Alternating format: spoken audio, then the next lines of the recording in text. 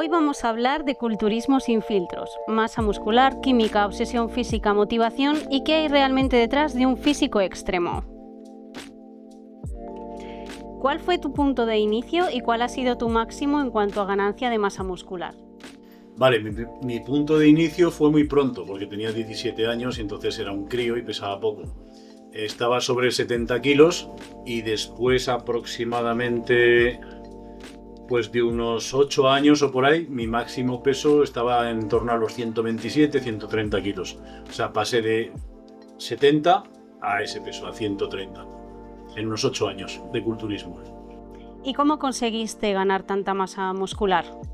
Primero porque no me saltaba ninguna comida, llevaba una dieta muy sólida de volumen, no tenía miedo a engordar como se tiene ahora. Entonces nosotros lo que hacíamos era un periodo de ganancia de peso y de volumen para luego hacer un periodo de definición. No intentábamos mantenernos en forma todo el año, cosa que se hace ahora mucho por redes sociales, etcétera. Entonces no había redes sociales y únicamente tenías que estar en forma el día del campeonato. Entonces comiendo cantidades ingentes de comida, cantidades brutales de proteína, de batidos de proteína, de leche, de plátanos, de huevos, de arroz, etcétera. La dieta culturista, pero multiplicada por 10. Y viendo un poco, que seguro que tienes algún cliente con este problema de que no consigue aumentar masa muscular o coger peso directamente, ¿qué recomendarías, siendo un poco genérico, a alguien que quiera cumplir este objetivo? Teniendo en cuenta que yo logré ganar más de 55 kilos de peso desde que empecé, tengo un montón de trucos, que es lo que aplico a mis clientes. ¿Qué pasa? Que normalmente la gente piensa que para ganar tamaño muscular hay que comer arroz, pollo, carne, etcétera, y eso es un camino muy largo porque es una alimentación muy limpia. Cuando se trata de ganar peso y eres un adolescente, una persona que tiene muy poquito peso, lo que hay que meter sobre todo son calorías y nutrientes densos en calorías. ¿Qué quiere decir? Que en muy poca cantidad haya un montón de calorías. Entonces jugamos con frutos secos, aparte de la típica alimentación de pollo, arroz, carne, frutos secos, un poquito de mayonesa, comidas variadas. Todo esto ayuda a que entren más fácil las calorías en tu cuerpo, porque piensa que una persona que quiere ganar peso y le cuesta mucho por su metabolismo, por su edad y por su constitución genética, necesitará al orden de 5.000 calorías mínimo para subir de peso. Y eso, cuando no eres comedor, cuesta meterlas al cuerpo. ¿La gente entiende realmente lo difícil que es construir un físico así, de forma natural? A ver, la gente entiende lo que quiere entender. A lo mejor ve tu físico y piensa que eso tiene mucho que ver con la química, cuando la química es un factor menor. Y lo digo así porque es la realidad. Porque si fuera por meter química habría muchos Mister Olympias por las playas y no ves a ninguno. Porque lo más fácil es pincharse o tomarse 4 pastillas. Esto es un proceso de trabajo de años. Hay que tener la genética adecuada, todo el mundo nos sirve y eso hay que hacerlo entender, porque si no es un camino de frustración. Hay que meter mucha comida cuando no tienes hambre. Cuando compites tienes que comer menos, aunque estés muerto de hambre, tienes que entrenar mucho y tienes que entrenar muy duro.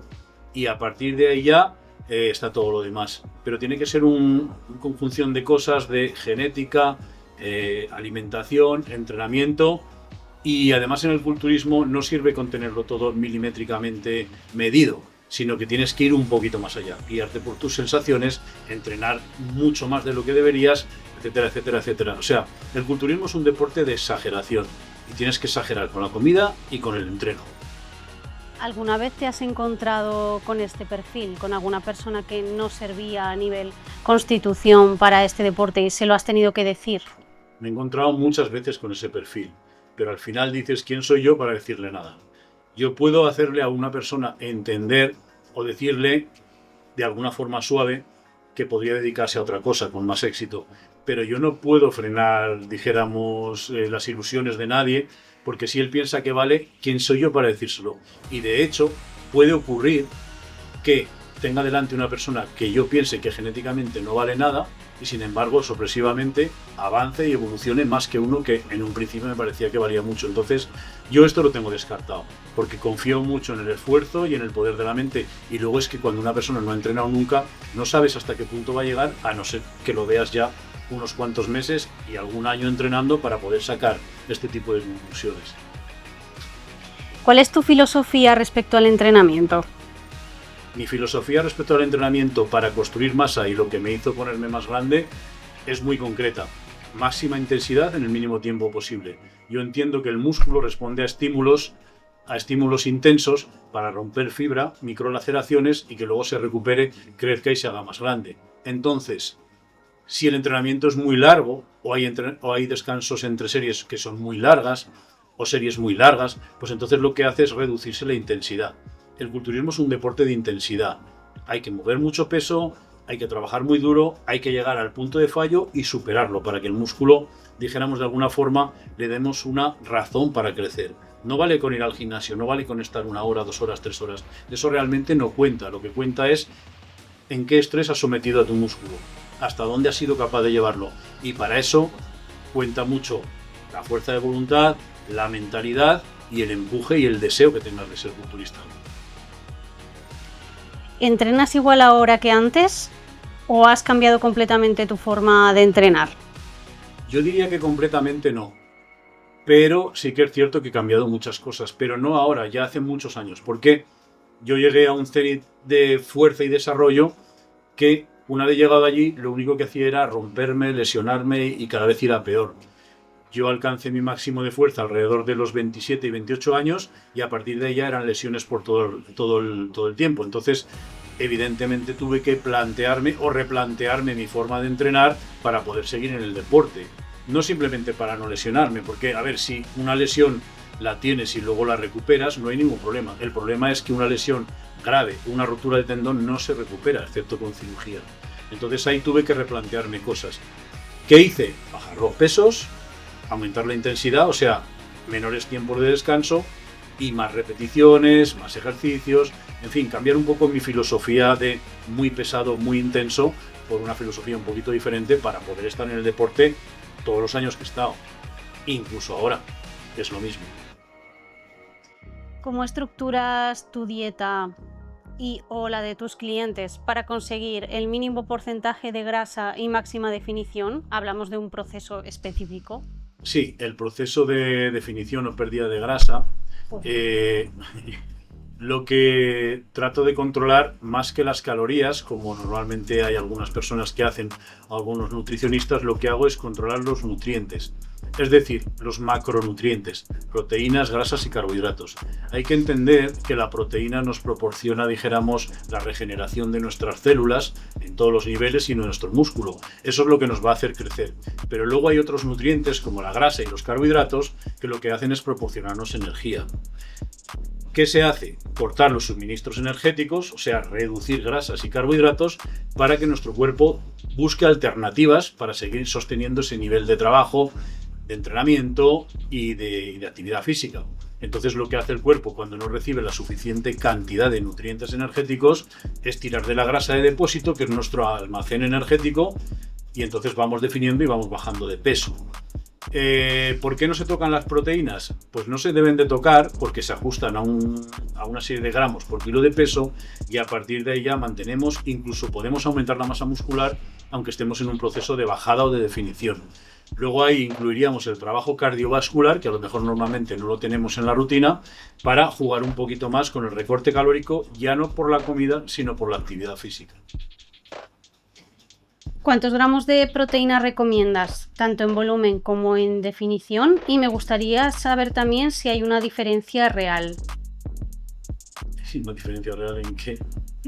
Entre estos dos procesos y la cantidad de proteína que se toma en cada uno. Vale, a ver, depende mucho de la actividad y depende mucho del tipo de entrenamiento que hagas. Yo he visto en muchas ocasiones que yo puedo considerar que a lo mejor 3 gramos es lo óptimo para ganar masa muscular, pero si la persona o el atleta no entrena lo suficientemente duro, de ahí le sobran la mitad, ¿vale? En reglas generales serían unos 3 gramos por kilo de peso o 2 gramos y medio por kilo de peso, teniendo en cuenta que el cuerpo tiene múltiples variables. ¿Qué pasa? Si yo estoy en un proceso de volumen, estoy en una dieta más amplia en calorías y más amplia en carbohidratos, los carbohidratos, aparte de tener una, dijéramos, función energética, tienen una función de ahorro. ¿Qué quiero decir? Que si yo tengo carbohidratos, los voy a utilizar como fuente energética. Por lo tanto, no voy a necesitar proteínas. Las proteínas van a permanecer intactas en mi organismo para cumplir sus funciones. Si yo empiezo a quitar carbohidratos porque empiezo un proceso de definición, tengo que aumentar la proteína para prevenir la degradación muscular, porque hay un proceso en el que el músculo y la proteína se tienen que transformar en glucosa sí o sí, porque no la tengo, porque no se la doy. Entonces, para prevenir la degradación muscular, tengo que aumentar ligeramente el volumen de proteínas en la dieta. Por eso siempre no se comen las mismas cantidades de proteína en volumen, en definición, masa muscular, hombre, mujer, usas anabólicos, no usas anabólicos, son todo variables que hay que tenerlas muy en cuenta. ¿Qué suplementos consideras que sí funcionan realmente y cuáles están sobrevalorados? Pues mira, los suplementos, la propia palabra lo dice, ¿no? ¿Qué hace un suplemento? Suplir carencias. Si yo estoy todo el día al sol, ¿para qué voy a tomar vitamina D3? Básicamente la estoy fabricando por estar expuesto al sol, ¿vale? Si trabajo todo el día en una oficina, estoy paliducho, se ve que no me da el sol, tengo que tomar vitamina D3. Más cosas, si por la noche como una buena ración de salmón o de sardinas o de trucha, ¿para qué voy a tomar omega 3? ¿Vale? Si yo soy un tío, como en competición, que me llega a comer 2 kilos de carne roja y 36 huevos, ¿para qué voy a tomar creatina? Pero si soy un vegetariano, pues la creatina me va a ir extremadamente bien, porque no se la doy con la alimentación.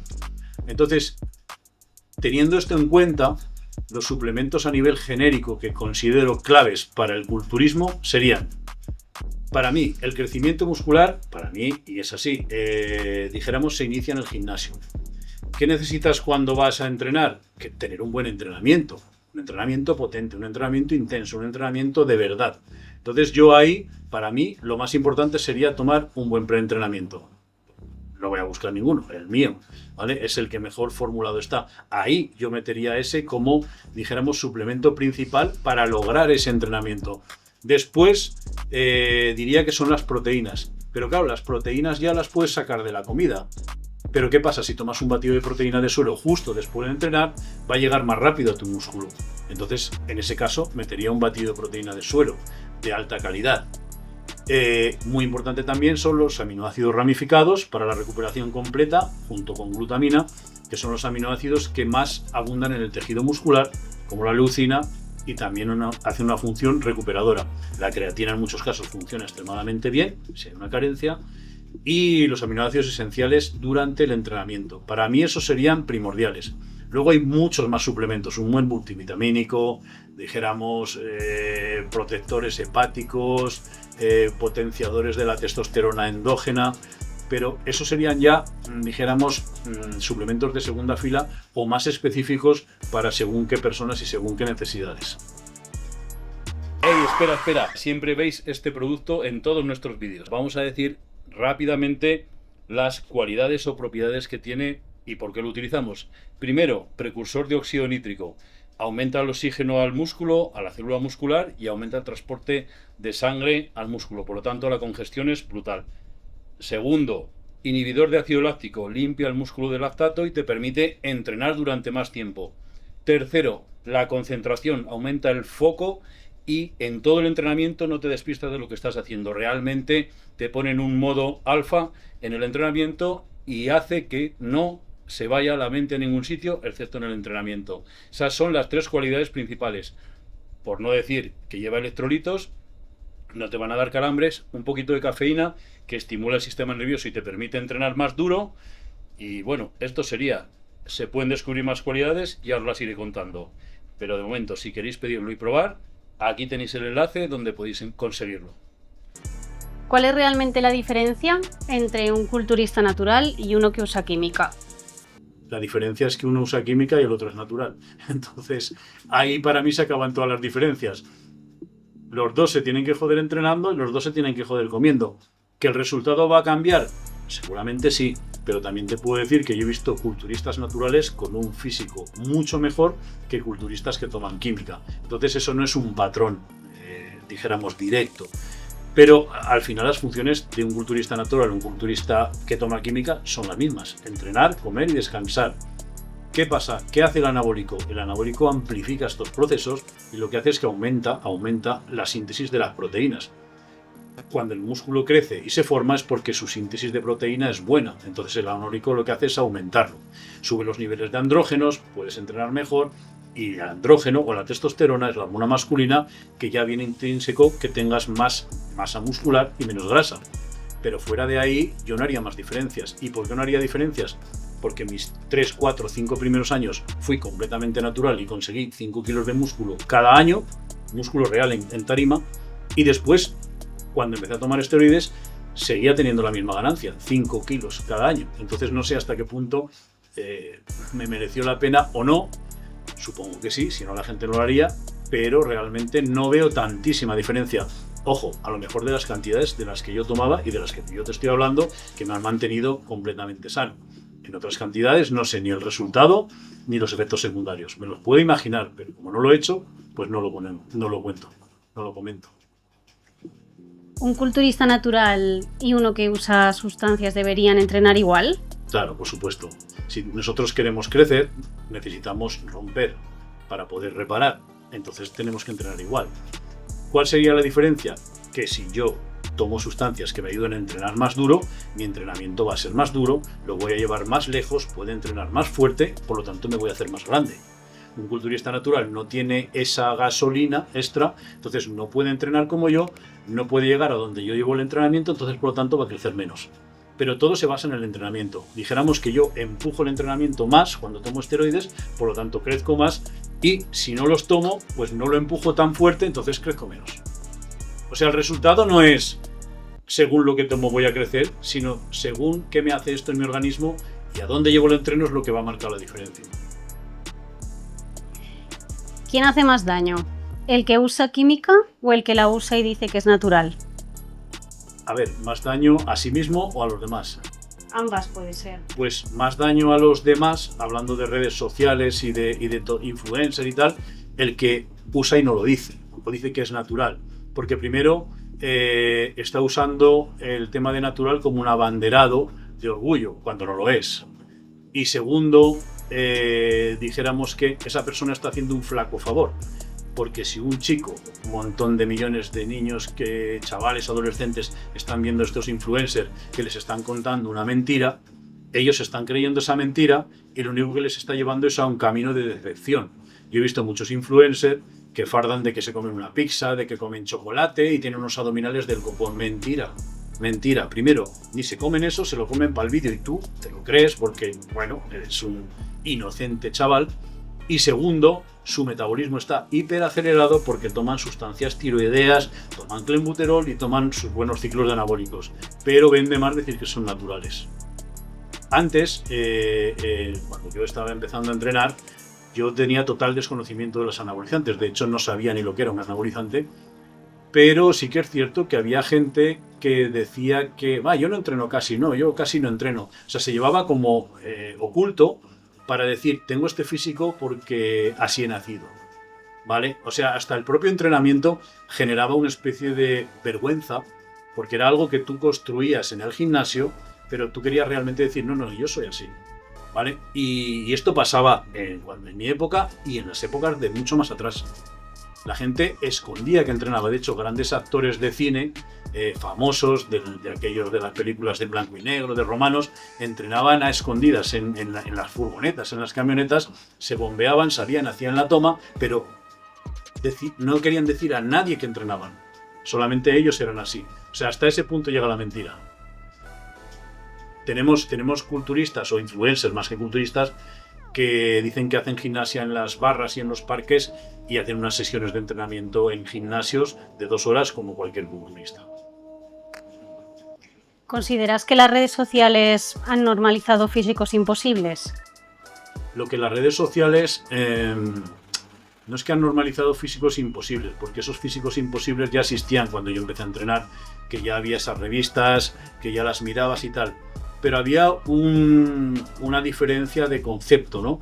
Porque cuando yo empecé a entrenar, abrías una revista y el hombre te decía lo que comía, te decía cómo entrenaba, te decía cuáles eran sus objetivos y ese era el físico que tenía. Entonces tú aprendías todo lo que podías sobre nutrición y entrenamiento y mentalidad. que se hablaba mucho de la mentalidad culturista, del estilo de vida culturista saludable, de un montón de cosas que yo creo que para un joven como yo era muy positivo.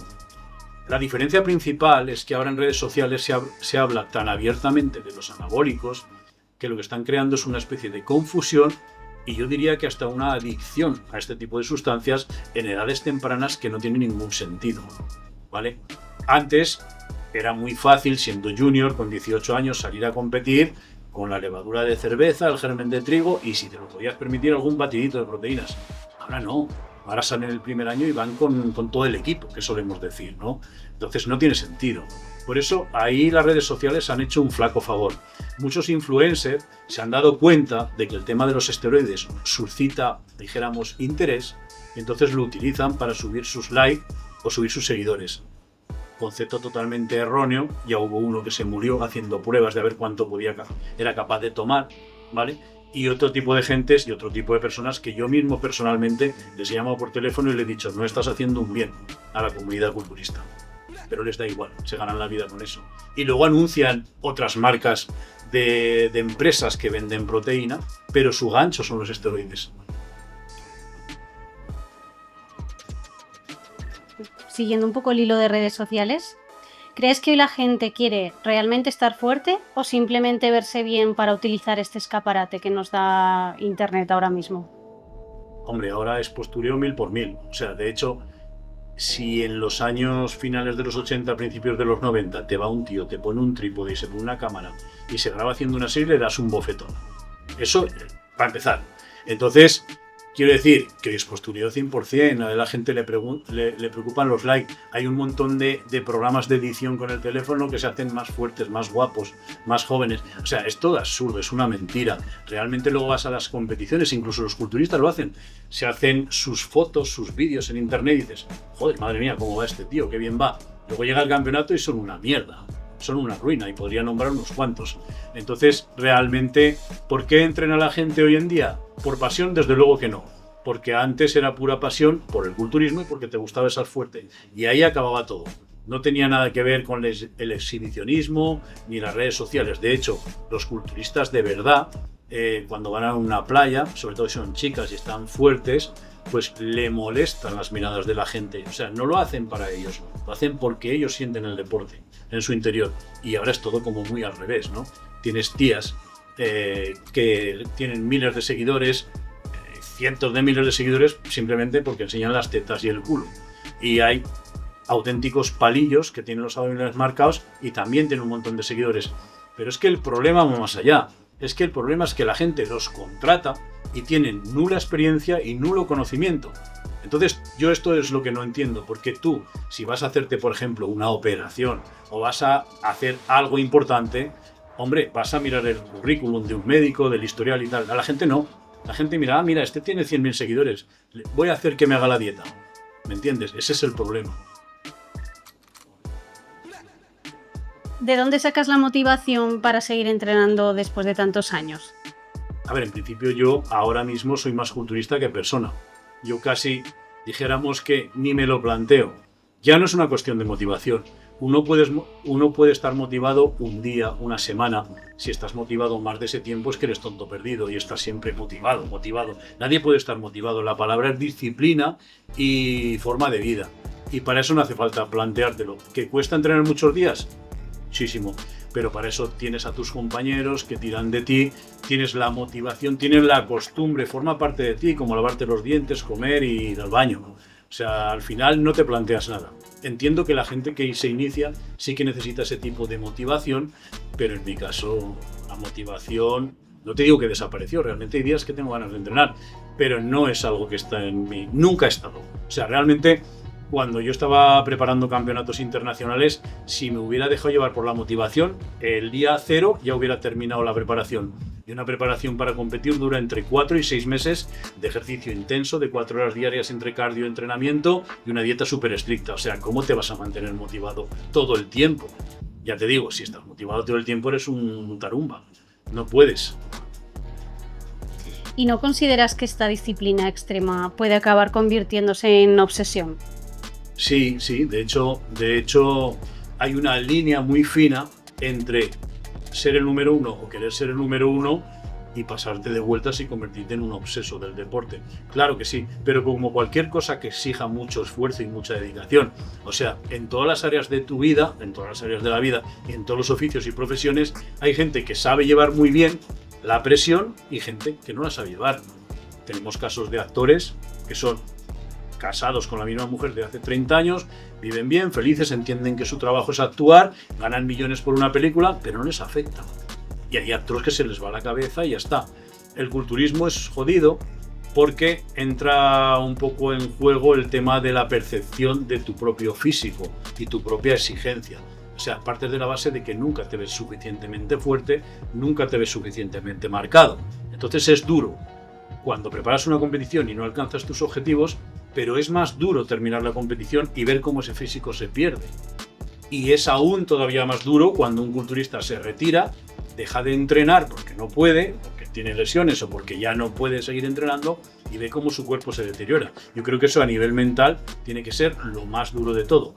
Y simplemente luego hay gente que nunca debería empezar el culturismo porque, dijéramos, es idiota y el culturismo potencia esa cualidad. Es todavía más idiota. Es decir, gente que se cree que por tener más músculo es más que nadie, gente que se cree que por tener más músculo es el más guapo y el más fuerte, el más valiente y que puede con todo cuando no es así. Porque al final somos personas que vamos al gimnasio 1 hora al día, entrenamos y sabemos manejar la alimentación y tenemos físicos que para la gente puede parecer como muy extremo, pero lo nuestro es un producto de un trabajo. Se termina ese trabajo, el físico se va. Dime una verdad sobre el culturismo que nadie quiera contar. Hostia, eso ¿cómo lo pillo eso? Una verdad en el culturismo que nadie quiera contar. Bueno, te voy a decir una verdad, hay muchas, ¿no? Pero para mí una verdad es como que tú haces culturismo. Yo lo he hecho durante 20 años seguidos, de competición. Hablamos de culturismo de competición de alto nivel, ¿vale? Y tú estás convencido de que lo que estás haciendo está bien para tu vida, que está bien para tu físico, que está bien para tu salud y que está bien para todo. Tú eres culturista. Pero luego tienes un hijo y no quieres que tu hijo haga culturismo. Ahí hay un fallo. Porque te has dedicado a una profesión durante 20 o 30 años, pero no quieres que un ser querido tuyo lo haga. Entonces, ¿qué pasa ahí? Ahí yo veo que hay como una, dijéramos, discordia, ¿no? De pensamiento. Yo me he dedicado a algo, no me importa arriesgar, pero ojo, no quiero que mi hijo lo haga. Entonces eso podría ser una de las verdades del culturismo más importantes y más molestas. Y otra muy importante es que después del culturismo hay vida. Es decir, hay gente que dedica todo al culturismo y cuando el culturismo se acaba, porque se va a acabar, igual que un futbolista de primera división, se da cuenta de que no tiene nada. Porque tú puedes dedicarte o puedes canalizar tu esfuerzo mental y físico en algo. Pero ¿cómo? Solo sea eso, tu vida lo tienes claro cuando se te termine. Imagínate, te quedas vacío. Y hay mucha gente vacía y mucha gente que he visto yo con determinada edad seguir compitiendo y estar haciendo para mí el ridículo. No veo ningún mérito que tú hayas tenido tu cenit o tu estado físico top y luego te arrastres por los escenarios con un físico de mierda, ¿no? No tiene sentido, ni para ti, ni para nada, ni para nadie.